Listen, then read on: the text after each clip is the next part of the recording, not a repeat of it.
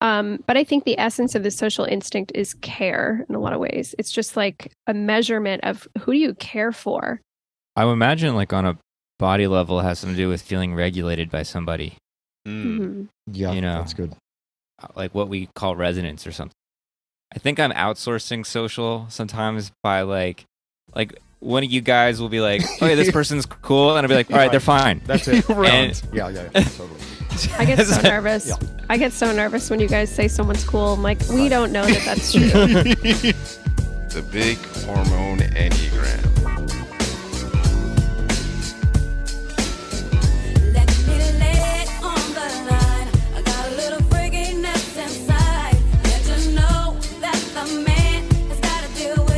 I'm John Lekovich, 415, sexual self-pres, 458 Trifix. I'm David Gray, self-pres sexual, 9 with 1 wing, 974 Trifix. What up, it's Emeka. I'm an 8-wing-7, sexual self-pres with 854 fixes.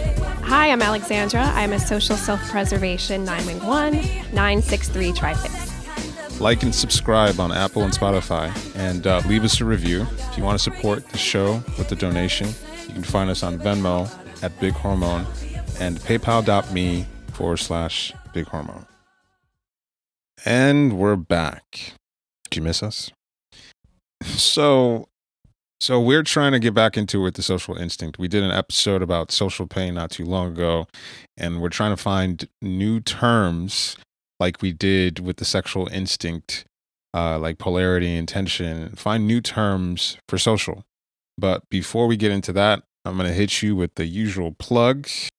Buy John's book, The Instinctual Drives in the Enneagram. You can find it on Amazon. Leave a review. You can go to John and Josh's website, theenneagramschool.com. They've got a course on object relations in the centers. They also have a course coming up on like an intro to the Enneagram course coming up. Right now, there's the attachment support group going on. It's already filled. It's too late. But if you want to be part of the list for the next time, you can join their email list and you can stay up to date on what's going on with the Enneagram School. DAA, Dark Arts Academy.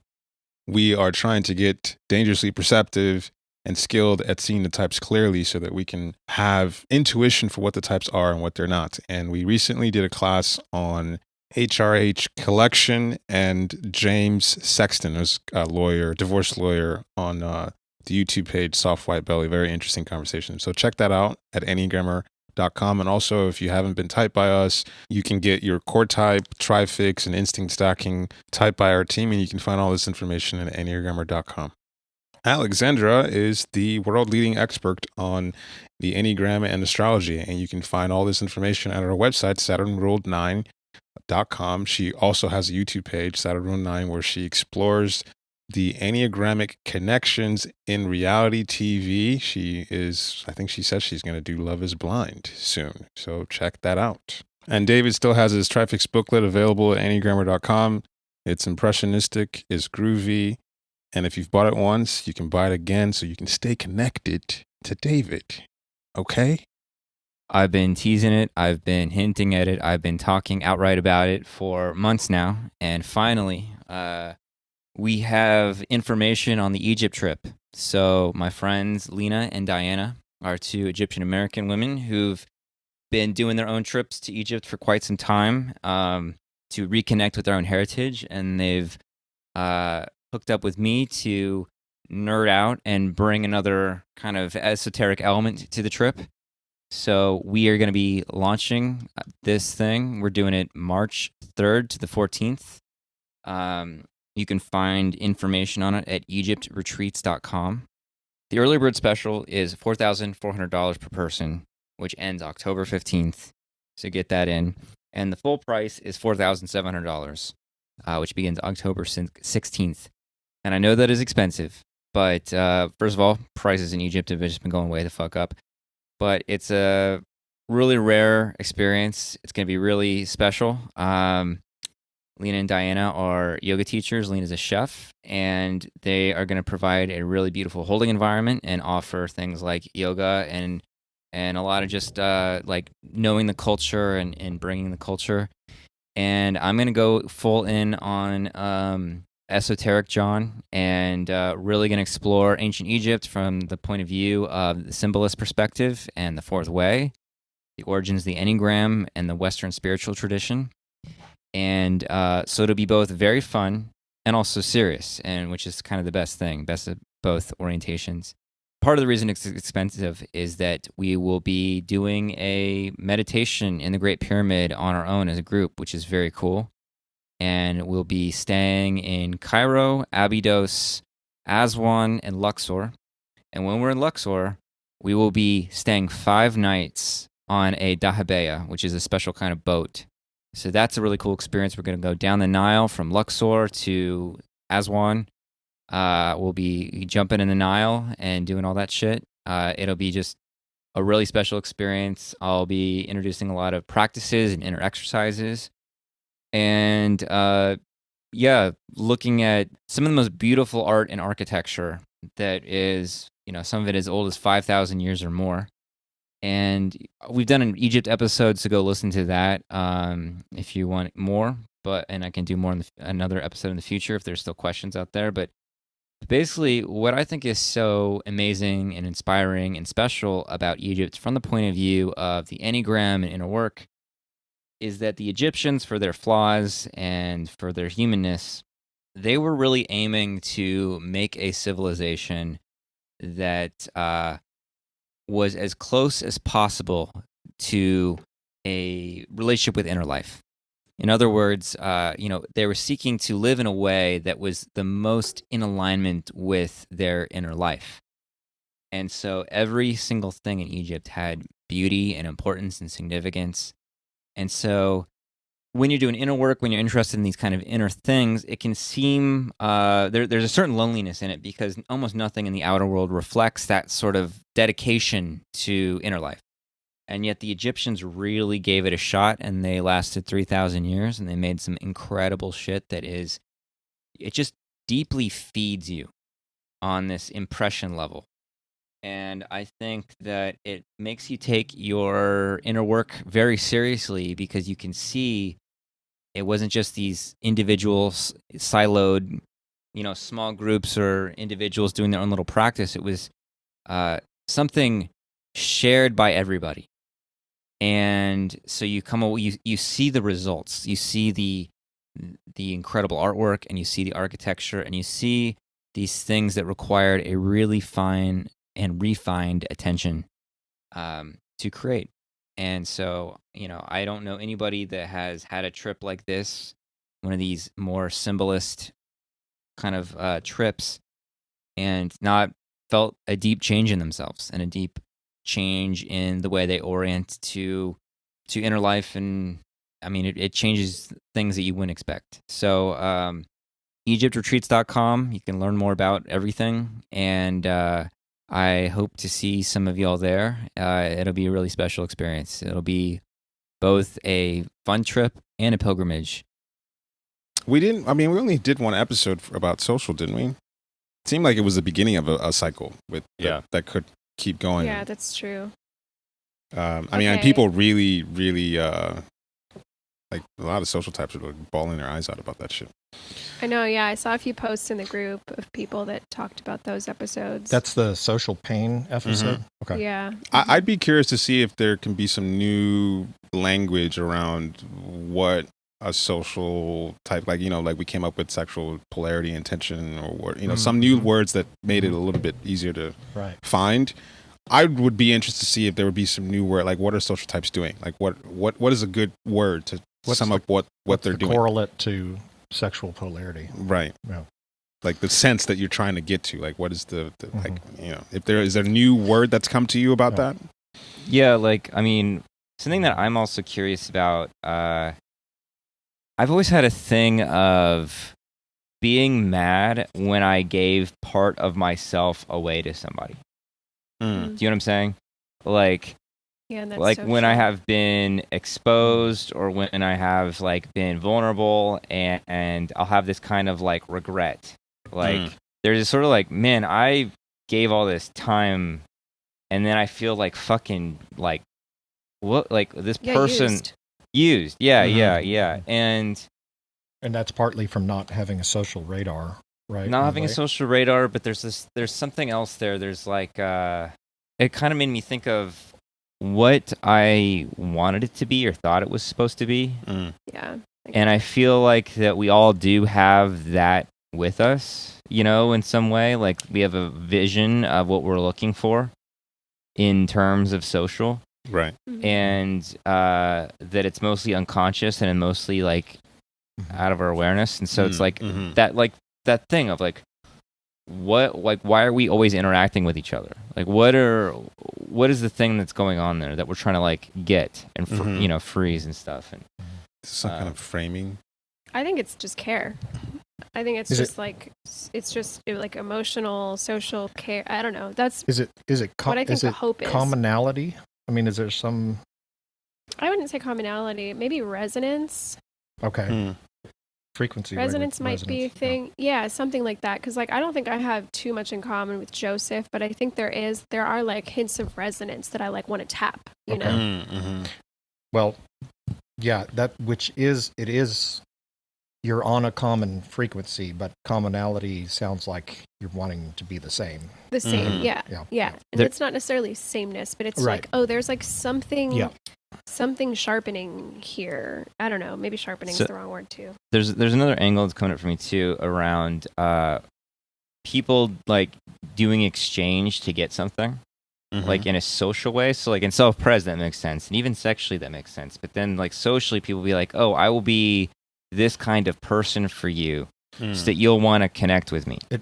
And it's like, like I will flatter you or I will... It has a moral goodness. Laugh at your jokes, and even if I don't really think they're funny, so that you will give me this. That kind of exchange thing is always very odd because it makes sense to me to the other instincts, but it's like seems like that's the instinct you don't want that kind of exchange in. Most of all, because if you want yourself to be connected to rather than your product or service, you know what I'm saying? There's a thing there. That's the piece or an aspect of that is. That's, I think, what feels fake about social to us. Yeah. But it's this kind of thing with these Tom Condon and all these teachers that just say, I like this, other teachers' books, even though they don't necessarily feel that way. It's this fake sort of like, I want them to give me the same sort of affirmation. So I'm going to say I like their book. So they'll say that they like my book. I'm not going to say that their book is trash, even though I think it is. Because I want to be still in the club. Right. Yeah. Totally. Maybe communion is a different word. Like there's like, I don't know, because that can be varying levels. Like the types of friends that just like go party and, just like drink tequila together. That is still a kind of like, we're communing around the same thing for a moment. And of course, like, okay, so I think the fakeness comes from, this is just going to have to be a big conversation. But I think the fakeness comes from like the way that the social instinct can be distorted, right? It may be partially an attachment thing. Like I'll give you what you're needing right now as a placeholder for the real thing that we get to eventually.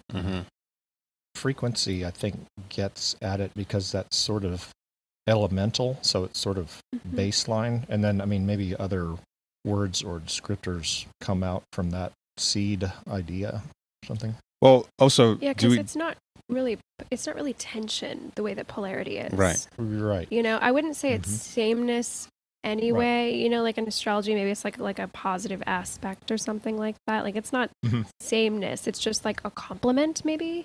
Right. Versus like, tension and polarity. Yeah, like in human design, like two people like just filling each other's energy lines and centers together, and it's kind of like that seems like. And then something gets enhanced through that. And that seems like what social chemistry is about. It's like this part of me gets turned on and that part of me gets turned on, and it's possible through this thing. Yeah, complement might be it. Not compliment as in like you're pretty, but complement, the complementariness might be it. Because I wouldn't say sexual instinct is complementary. Oh, hell no. Right. It's not. It's more upsetting than that. I think inclusion is part of social also. Safety maybe is just too self-pressy, but there's something in there. There's a piece of around inclusion that I think of as sort of in the abstract invitation. There's a piece of social that's an invitation. I mean, that's part of what some of the fake stuff feels like you're giving me a fake invitation, and you don't really mean it or something. Yeah. But you're supposed to do it. Yeah, just like the gestures. Yeah. Remember, David, I think you written an article where you were talking about social as a three-dimensional matrix. Of course, that's not really helping and simplifying this, but I do remember helping me understand how multifaceted this sort of idea of connection can be, and the ways that social types are sensitive to frequency, if you want to call it that. I don't know if we can find a better word, but that's what I'm using for now. So these different dimensions of frequency, and so I think in the example you talked about, like, all right, for like different levels of awareness or intelligence or different ways that we're signaling based on certain values. Yeah. I mean, it's got the left and right, talking three dimensions. It's got the left, right, as in like literally political left, right. And then there's the forward, backward, which is degree of participation. And then there's the vertical, which is rising socially based on whatever your content or hierarchy or whatever. Yeah. Well, since you're the only social type here, like, I'm trying to understand, because I do sense this like social anxiety, and it's not like just generalized social anxiety, but whenever two social types are involved with each other, it feels like they're trying to find each other. And I'm trying to understand what is such a big deal about what's happening. Like, you know, just like bring me into that experience of what is the big deal that you're trying to find, and why does it feel like, you know, do or die? Yeah, that's a good question. Why is it a big deal? I don't know. The first thing that comes up is like, you know how dogs meet and they like have to circle each other a million times and just like sniff each other out and stuff like that. That is a little bit how it feels when two social types are meeting for the first time, of just like, you know, it's not an automatic polarity that we're measuring for any kind of tension. We're not looking necessarily to each other for like securing resources or anything like that. It's just like hey, who are you? What's going on? What are your, I don't want to say stats because it's not necessarily that, but it's like, what are you about? Yeah. And how can that, like, does your sphere that you exist in, can that fit in mine, or can I fit in yours? Like that kind of thing. Because if not, like, this is from my perspective, like, okay, what do we have to offer each other then? Like, what are we, there's no point. Okay.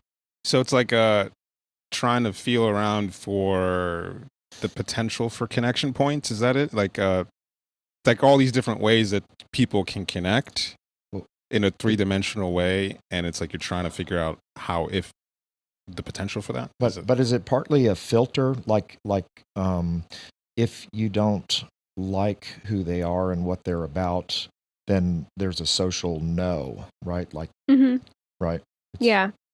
Yeah, for me, like when I meet somebody and I don't like them, they get like the avatar of me, you know, like I'll keep my front kind of like facade or whatever, but that's also colored with me being a 9 and triple attachment and stuff like that. But like, if I don't like you, I'll give you like the niceties and stuff like that. But I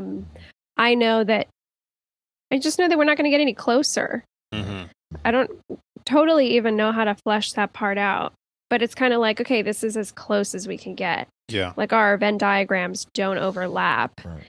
And especially distinguishing that from sexual, you know, we've talked about this before, like an intense polarity is having nothing in common, and how that's like no social at all, right? It's like there's no overlap, there's no complement.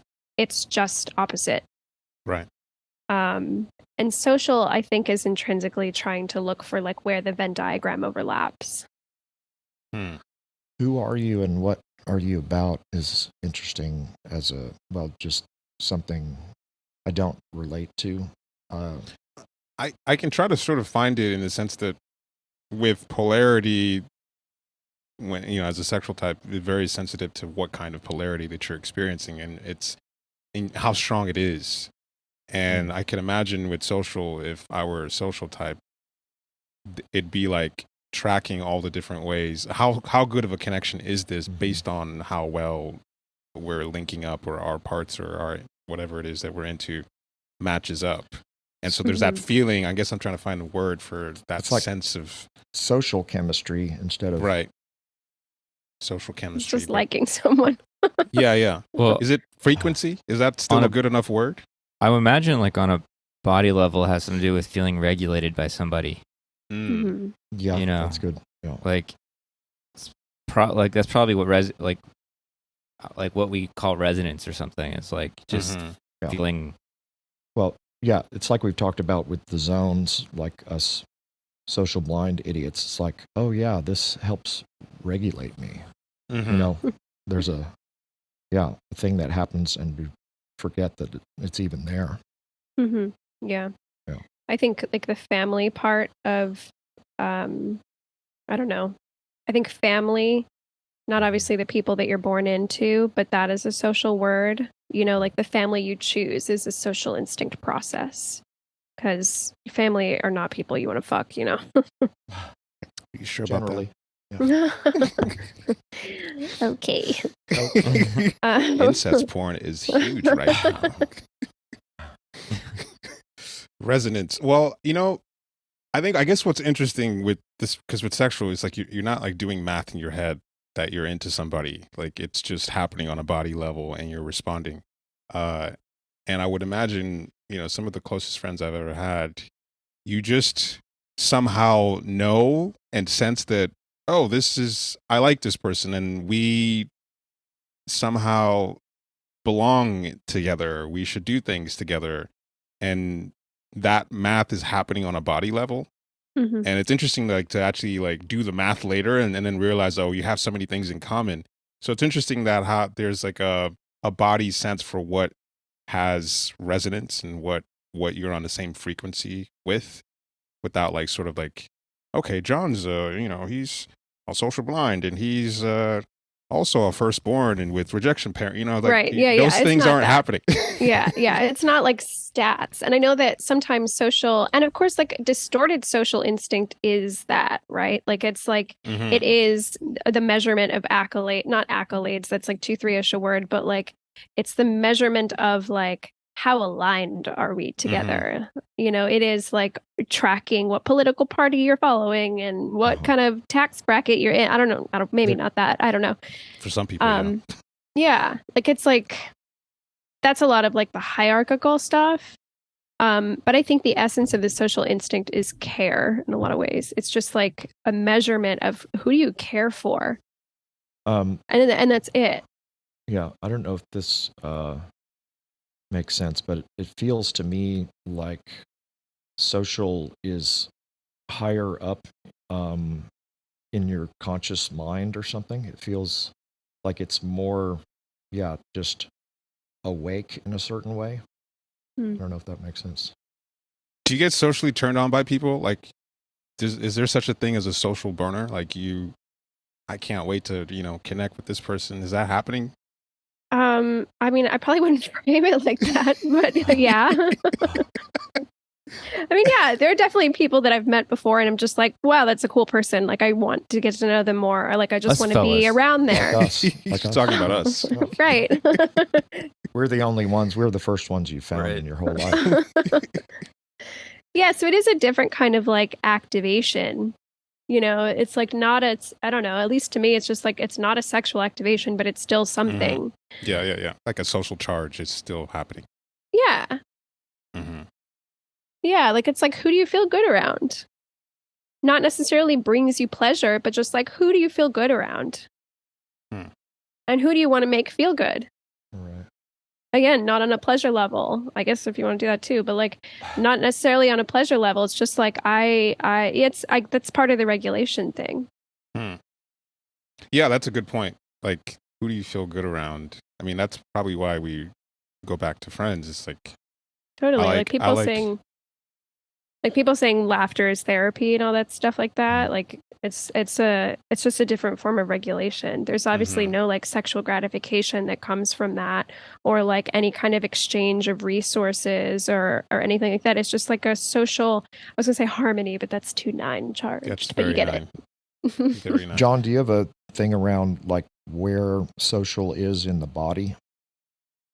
Oh yeah, I've talked about this before, but I told you all about that story about like meeting that girl, getting stuck on the bus with her, and being really close to her, and feeling Mhm. like realizing that because she was so close, the way she was speaking to me was like having an impact on my body, and instead of going to my head to respond to her, I was just kind of following the Mm. sensation, and the conversation flowed. Yeah, I remember that story. So I think one of the best ways to locate social is like that feeling you get when you greet a friend at the airport. Mhm. You know, like suddenly there's like your body posture opens. There's like you're oriented to them. You're not like turned on. You're just like Yeah. expansive. There's kind of like a warm feeling, and it's like, you know, starts in the solar plexus, but like goes out to the arms and stuff like that. And yeah, I think it's that. I think that feeling's a really good kind of snapshot that everybody can relate to. That's like a enhanced version of what I think goes on just sensation wise with somebody that you just like and you're just around, you know, because you're Mhm. like, oh, there's a person here. Whereas, you know, I mean, like the corollary is like when you don't like somebody and you can like you feel yourself just like Yeah. can't quite let yourself engage with them, you know, and you're like sometimes you can't look at them or like you're, you know, whatever. It's like, you know, people I'm really just like turned off by. I can always feel my body language to them when I'm talking, you know, just Yeah, to yeah. like, Yeah, it makes me think of what's happening. What's a disconnect where I get blindsided by, oh, I didn't sense into how I actually feel about this person who's now a major problem that I need to get rid of. But then some of the most important friendships, that feeling did happen and I did clock it, and so sometimes I'm like, why is it that there are times in my life where I'm sensing into this very clearly, and then other times where I'm just completely disregarding this sensation, and I'm like, why the fuck did I let this person into my life? You know, that whole thing. I think for me, like, I'll like sort of, I don't know, some people I just like close off immediately, and some people I'm just kind of like, if I see one little quality, I'm like, oh, they're fine, and I don't Mhm. reconsider. And I wonder if social types are like kind of churning more. Well, it's a bigger vision of what the person is all about, as opposed to like plugging into this modular One thing. thing. Yeah. Mhm.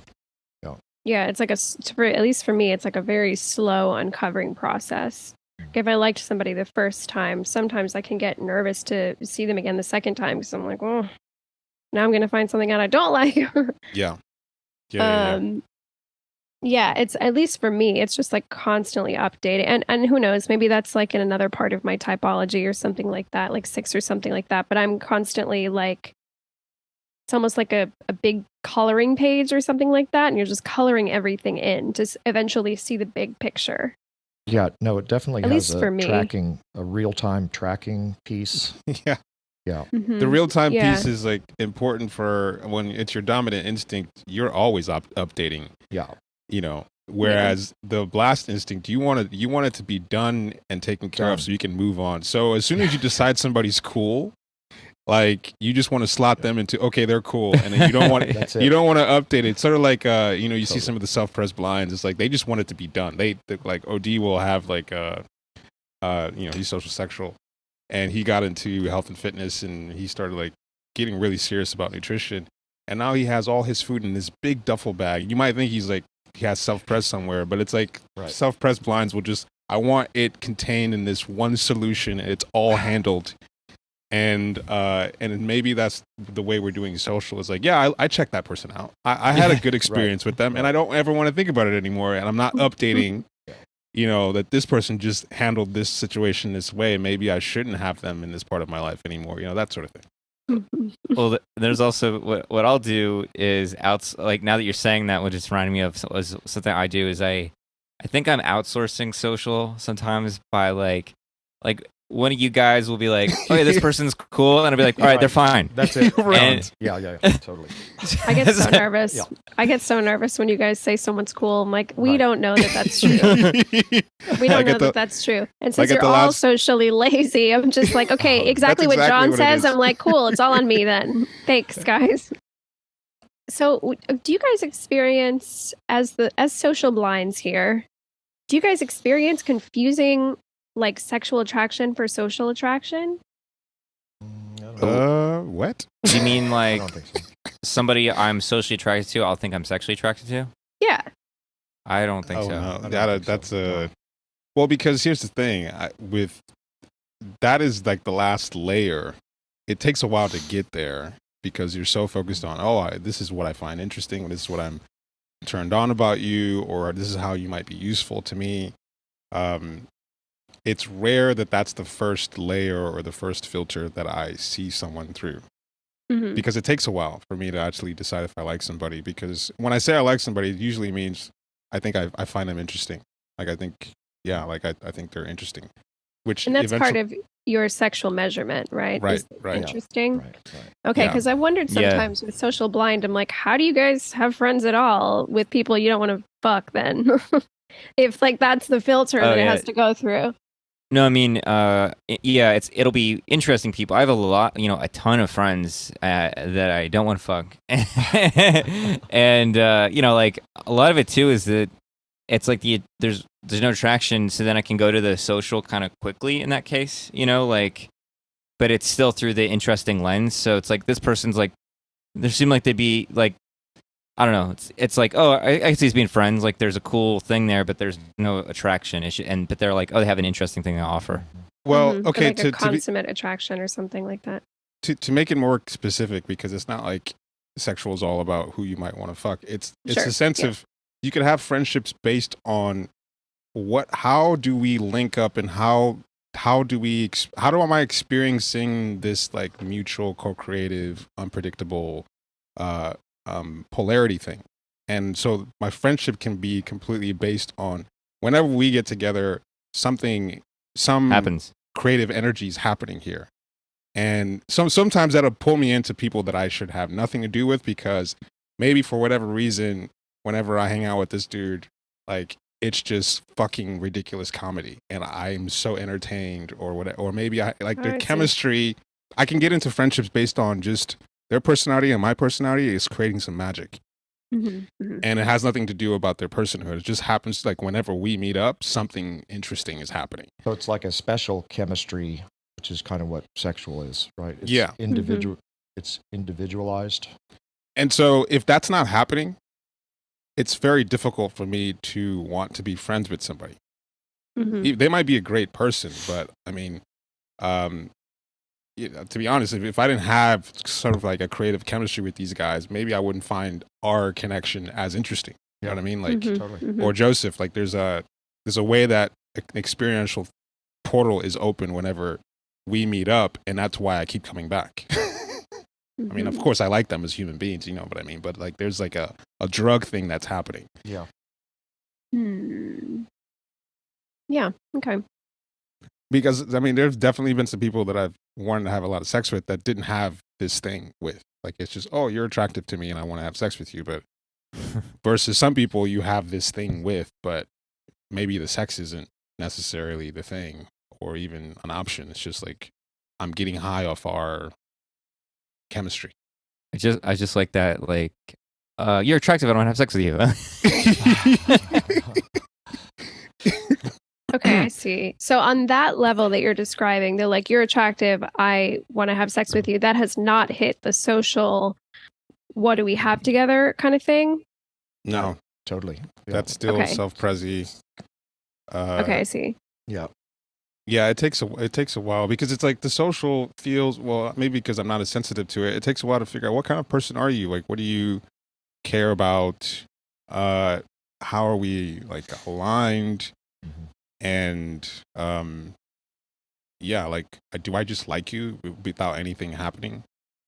it takes a while to find that because everything, the other stuff is super loud. Right, yeah. Do you guys, okay, this has become an interview. Yeah. So what do you value about that? Not about the like a consummation or anything like that, but like what do you value about finally getting to the social instinct? Like when you reach that level, like, okay, there's not a like polarity, like a dynamic, but we have a kind of co-creative something. And now I consider this person a friend. Well, okay. With OD, what eventually happened is like you realize that we have a lot of commonalities. We grew up in Nigerian families, and we had like, parallel upbringings, and so there's a lot of ways that we could deeply connect. There's certain things he understood about me that we could understand about each other, and we had similar aims creatively and different or similar challenges of being like firstborn Nigerian sons who were trying to do something that didn't involve being a lawyer or doctor or whatever. And so just like you end up realizing, oh, we really connect in this, we have a resonance, or we're on the same frequency. Yeah, I was going to say, do you relate to resonance in that? Yeah, like frequency is probably, I like frequency. It's like, oh, we are side by side on the same path. Like we are actually going in the same direction. It's not just that this is fun and interesting and our vibe is co-creative in some kind of way, because we're actually on the same road. Like we're side by side. And around the same time I met Chisara. She's also a 6, and she's like, we're like, 3 of us are like these weirdo Nigerians, which is extremely rare. Nigerians are some of the most conservative basic people on the planet.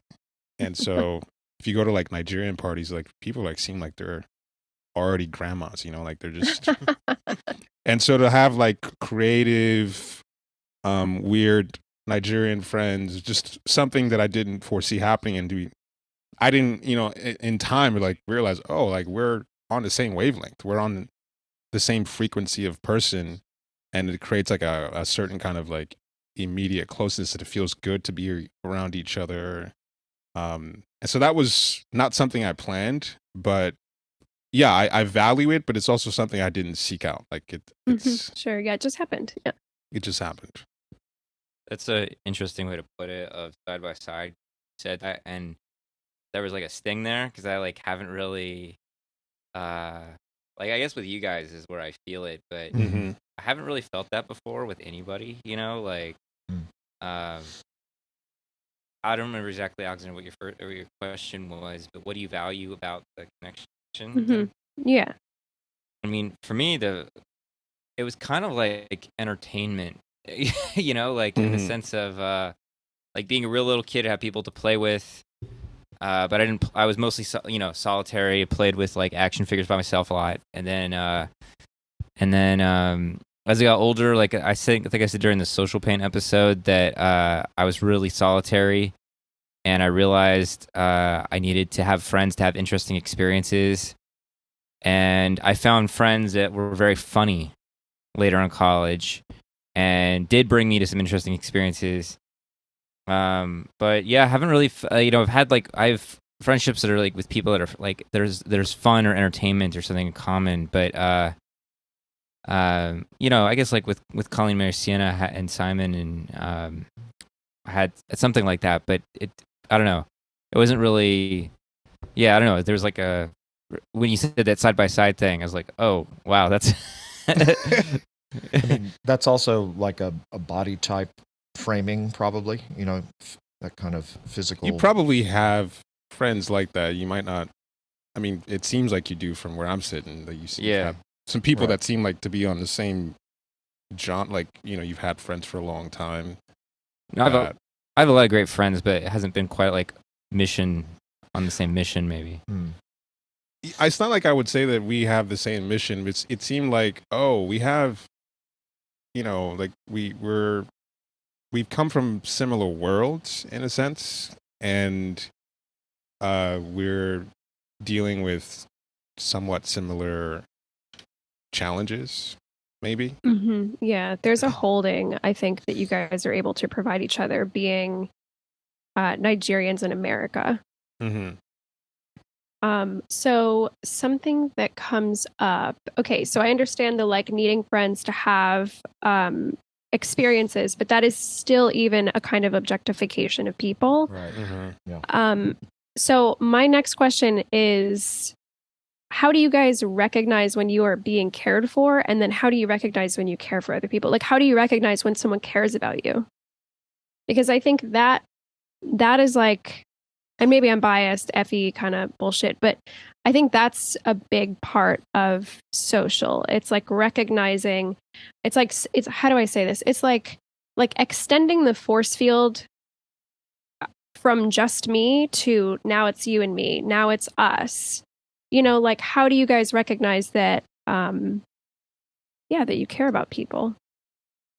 Well, I mean, I think for me, if I like someone, I'm gonna go out of my way to be, I don't know, useful to them, or like maybe we have common interests, and at some point I'm gonna do something to help them out. Like to go out of my way to give a fuck, and it's not so intentional as I see with a lot of other people with social, but it's kind of like people sometimes come in the group and they're just like, how do I contribute? Like they're trying to find a way to help out in some kind of way, and that's a bid for connection. And so sometimes I've met people and we had a good time, and it's like, hey man, let's hang out again, and we go do something again, and you make an effort to care about something personal about them, and just trying to be. It's like, I like you, or I'm not saying I would say this, but it's like I'm already assuming this is someone that I like and I would like to be their friend, and so I start acting as if until I mean, unless something bad happens to make me realize that I shouldn't be friends with them. But that's kind of like what happens. I made at some point a decision that I would like to be closer to someone, and I start acting as if they were my friend. It's very cute to hear you guys talk about this, because it's like 5-year-olds talking. Yeah, I mean, I made the decision to be their friend, and then I would like to be their friend. Like, it's very cute. One thing that it feels like with social blinds is I have a sense of whatever connection we're starting or have had. There's an isness to it. It just is. And that's, I mean, that gets at a piece of what social is, which is communication. But it's like just sensing that it's real, and it's almost cheapens it sometimes to articulate it, maybe. Yeah, to give it air. Yeah. Yeah. I think inclusion is a big social word too. Not like including everyone or anything like that, but I think the communication is really just a byproduct of right. A medium of inclusion. Yeah, there was something else I was going to add. Okay, so this is bringing it back to that care question. Kind of what I'm hearing is, and this might just be an assumption, but I'm hearing that you guys don't realize it until it's happened. Like, it's not necessarily like an intentional effort. And I think that's like the normal way that things work, is like you don't really realize you care for people until something like activates that. And so I'm sensing, because I know the three of you, and I know the three of you get like angry on your friend's behalf and get protective. And like Emika, you're like known for like, if somebody fucks with someone you care about, they're going to go down. So like, like that is, yeah. So that is like, I think you extending, like, that is you including people in your world. Like now who you are, what you have to offer, somebody, like, I think it was last year or something like that. You said that if somebody is messing with one of us, that they're messing with you. Yep. Or something like that. And you were like real heated and sensitive about it. Serious. So yeah, like what is that? I'm not sure what I'm asking, but like, do you have a sense for when that starts? Like when you start to when you start to realize or feel that you're like willing to include somebody and that you're like looking out for them. Because if we take it back to like a biological kind of thing, like herds of animals are social. And it's like very important that you take care of every person in the social pack because that compromises the whole pack or whatever. You know, I think for me is that it's pretty rare that I like people and I feel connected to them. And so sometimes I think what can happen, especially for us, is that we think that we might be liking somebody. And so you kind of like include them a little too fast. And so it's just a rare thing that I like people and I start to feel connected and the connection is actually happening. That when that starts to happen, it's like, okay, yeah, this person seems like somebody I would, could be really close to. And it's just sometimes I experience that kind of connection, but it's not really deep. So once like a deep connection starts to happen, it feels like we're already family. And that's when that whole, it's kind of like a given already that, you know, I'm going to protect you like I would myself. So, but it's rare. It doesn't happen very often. I think you think Alexander's about it. It's like I recognize it after it's happened, kind of a thing. Like if somebody gets fucked with, you know, then there's emotion about it. It's like, oh, okay. Yeah, like I've experienced, at least David, I think, shows it in a different way, but I've experienced definitely John and Emeka getting angry on other people's behalf. And David, I see yours kind of social extension as wanting to be there for people while they're going through something, like really in like experiencing emotion with them. I think that is your version of self-regulating, whereas John and Emeka, I think, have more of a, especially Emeka has more of like a, let's keep the kill you castle. Yeah. Defend your honor. Right. Yeah. Yeah, I'm doing 9 empath stuff. Yeah. And That's John an has his interesting version of that too. Yeah. But no, it's an interesting. Those are great questions because trying to find it.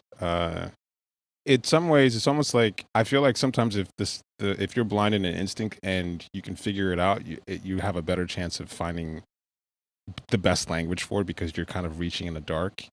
And so I'm always interested to find it to see people that are blind in an instinct to sort of find it. So that's kind of what's happening for us. It's like, oh yeah, like I get like the feeling of being on the same wavelength, being side by side.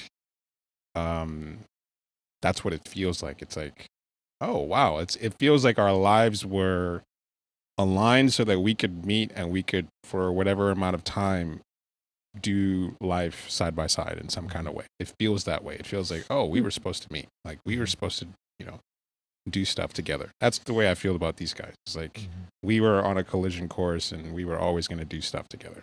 Like that was a thing that was meant to happen. And that's what social feels like to me. Like you feel like there was a connection that was made long before you met. Like there's some alignment that was already in place. Yeah, I think that's a good way to say that because I think a lot of the instincts just like incidentally get talked about as if, you know, sexual is either there or it's not. There is a way that like social extension and social offering, that desire to include people is also there or it's not.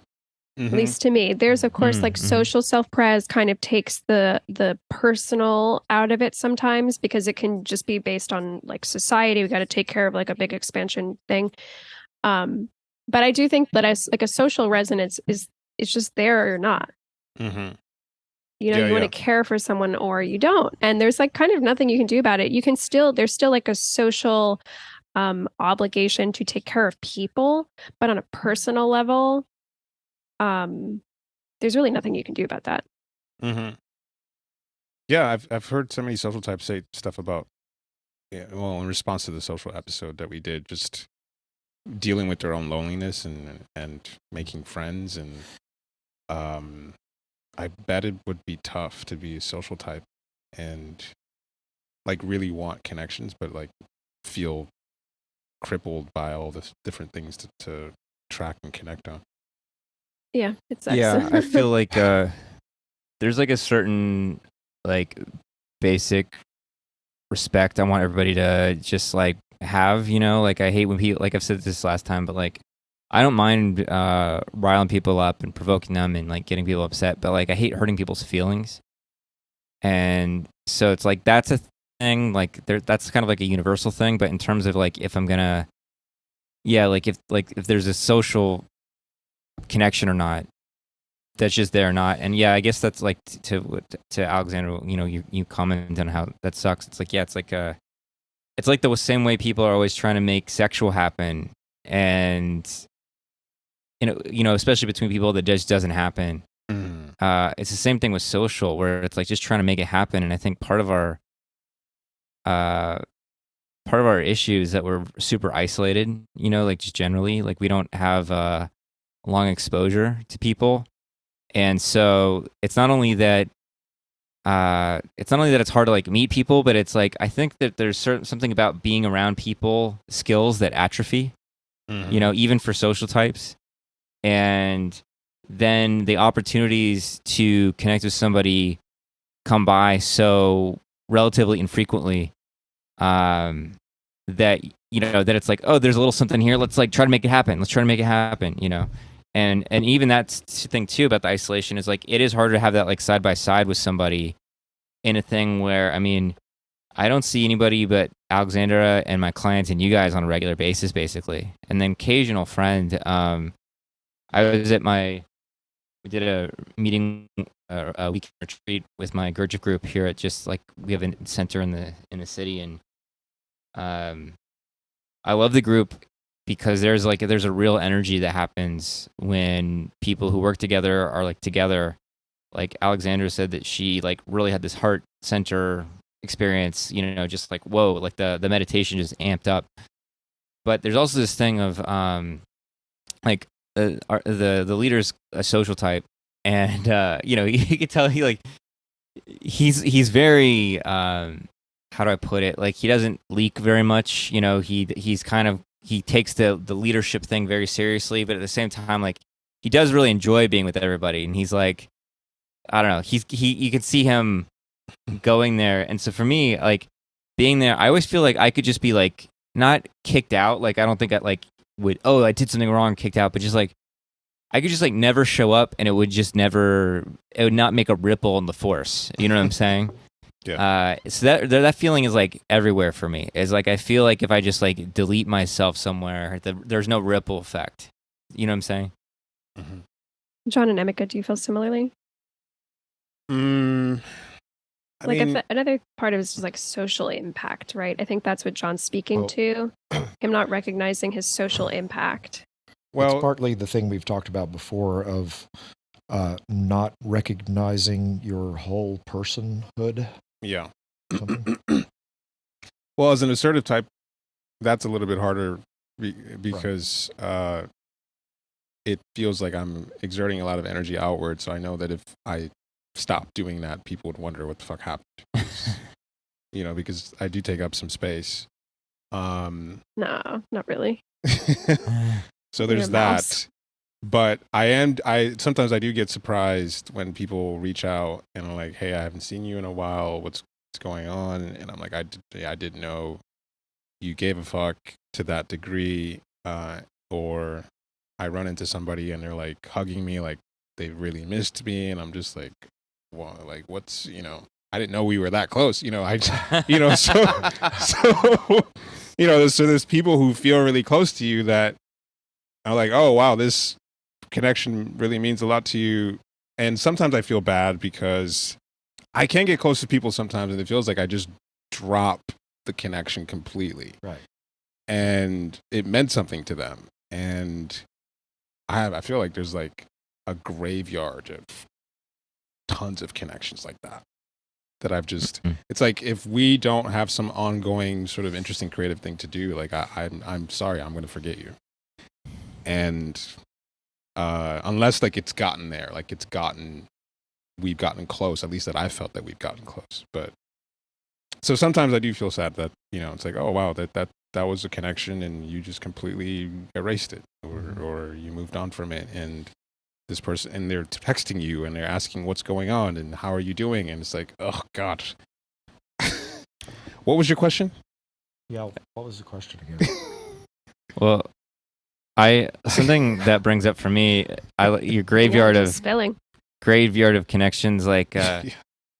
I had a bunch of friends like in high school, and some of them went to my school, and some of them went like, I went to a different elementary school than I went to high school at, and so some of the elementary school friends continued and made friends with I had in high school, and I hated this group in Atlanta, and I was like, I'm gonna get the fuck out of here. And I went to the Pacific Northwest because that's where my family's from, and I love Seattle and all that kind of shit, and I love the weather and I love the atmosphere.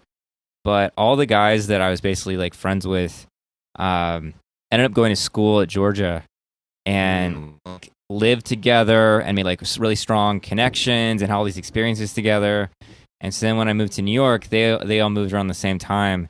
And I mean, we're all friends and stuff like that, but it just like, I clearly missed something, you know, like I clearly missed something, and it never quite was there like it was the guy together.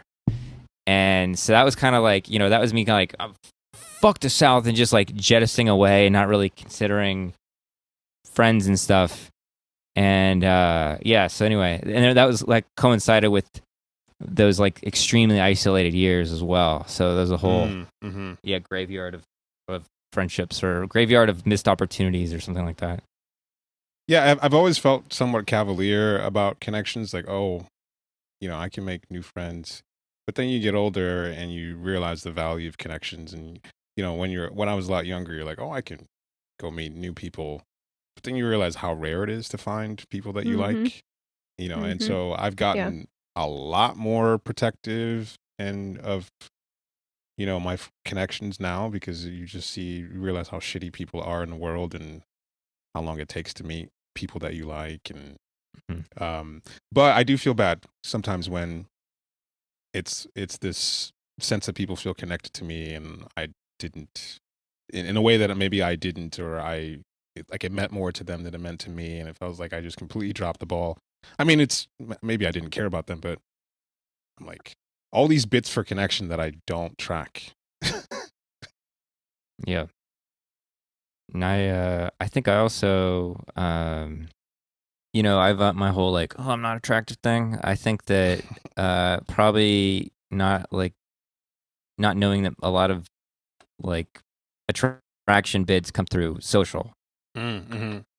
You know, like that's how I think people like meet and get together. Just like not just hooking up at bars. That's not how people get together. You got to go into the social marketplace to actually do attraction and stuff. And spend time together. Yeah. Brilliant. We're sounding more and more like we're regressing from 5 years old I to know, 3. I know. From even the top of this conversation, you're regressing. Just kidding. Yeah, my question, I'm just remembering, was how do you guys experience, like, do you have moments where you recognize, oh, this person cares about me? Oh, yeah. And that it's not necessarily like a sexual thing or some kind of like resource exchange, but it's like, oh shit, this person is like looking out for me and is like their immune, or what is it? Their nervous system is affected by mine. Well, first of all, that's rare. Like a genuine care, that's rare. What I do experience, maybe this is just my own lens, is that it feels like most people don't care, and the ones that act like they do, they're just fucking nosy. They just want to know what you're up to. And so I know that I've had very few people that actually care, and those people that did, I fucking for sure was able to recognize these are people that I'm going to invest my time into. What hurts the most sometimes is I'll think that someone cares, and we've experienced a mutual caring, and I just assume that this person is a good friend of mine now.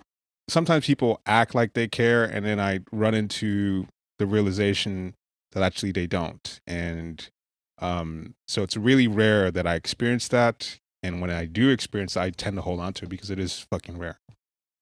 Yeah. Yeah. People are such vampires. Yeah. that thing of just people using each other it's very strange because I feel like I'm not good at giving anybody attention that I don't like giving attention to. And so then Alexander has a horrible story about like a friend that like spread all these rumors and shit talked her, but then would be all friendly to her face for like a year. Yeah, I was and it still was like sleeping over at her house and stuff. Then, yeah. Like what is she getting out of that? I know she's probably like jealous or something, and it was like, but maybe letting off steam or something, but it was weird. She's getting, in that case, okay, so this is where my mind was going of like, how does each instinct distort their instinct? And then what is the essence of it? Like, what is like done with integrity, right? What is it with each instinct? With sexual, there is like the narcissist that just wants all of the attention without like the engagement, right? Or I don't know how you guys would want to frame that up, but there is like the person that just wants to be attractive without the like transformation or something like that. Billionaires for self-pres. And then for social, I think the distortion is trying to offering a kind of like fake care as a way to get real care without actually reciprocating that.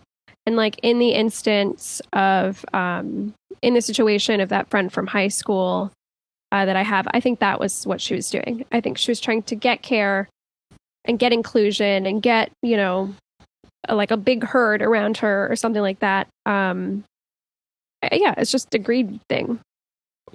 This guy might referring to a 2-year-old social instinct, but what do you mean by care in that case? Like what kind of care happens there? Like just being kind of getting attention, like relevant to somebody? No, it's not attention. It's like I don't know how to sum it up succinctly, but it's like somebody looking out for you, somebody that is checking on your like your okayness, like someone that's checking like that wants well for you. It's kind of like the parent association with social. Yeah, kind of reminds me of maybe like celebrity, where like the celebrity thing, and a lot of why people want to be celebrities is like people care about you, but you don't care about them, and it's like a power game. Yeah. And maybe it's that kind of a thing.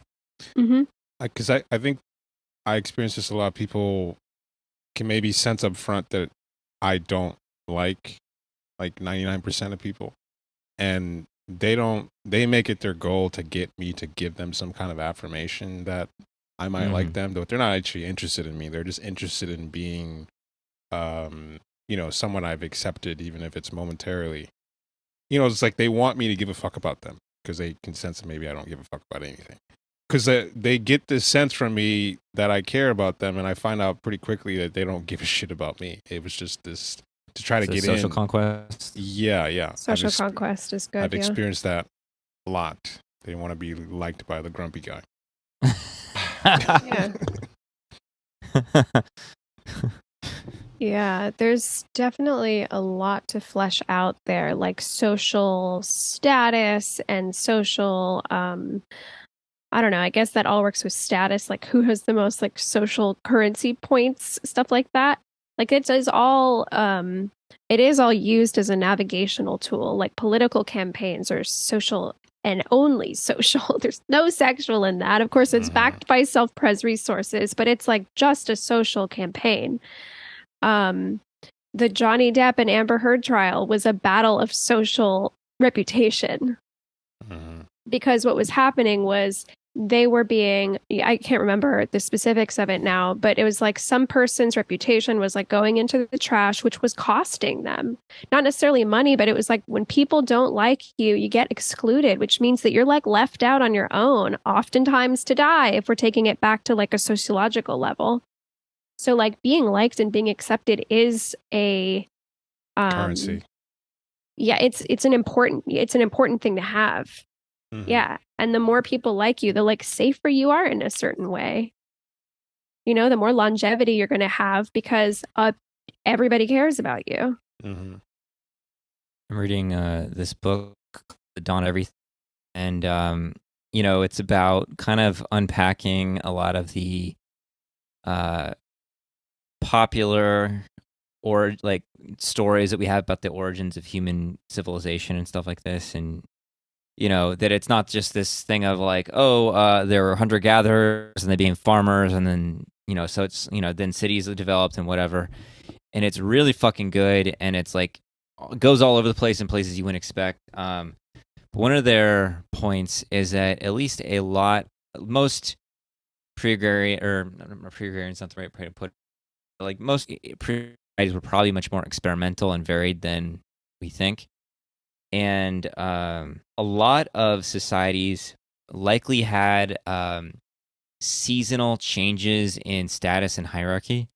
And so like during like half of the year, there might be this more like quote unquote egalitarian, everybody's equal, sharing a lot, maybe even matrilineal and kind of all together, everybody sharing a lot. And then there'd be a hunting season, and it would become very authoritarian, and everybody would be like group, and there'd be like even police, in it, and strict punishments for somebody fucking up the hunting party or fucking around. But one of the arguments that the authors make is that a lot of these societies seem like they were self-conscious about how people fuck up social hierarchy. And so that like if you were part of the quote unquote hunting police one year, the next year another group of people would be the hunting police.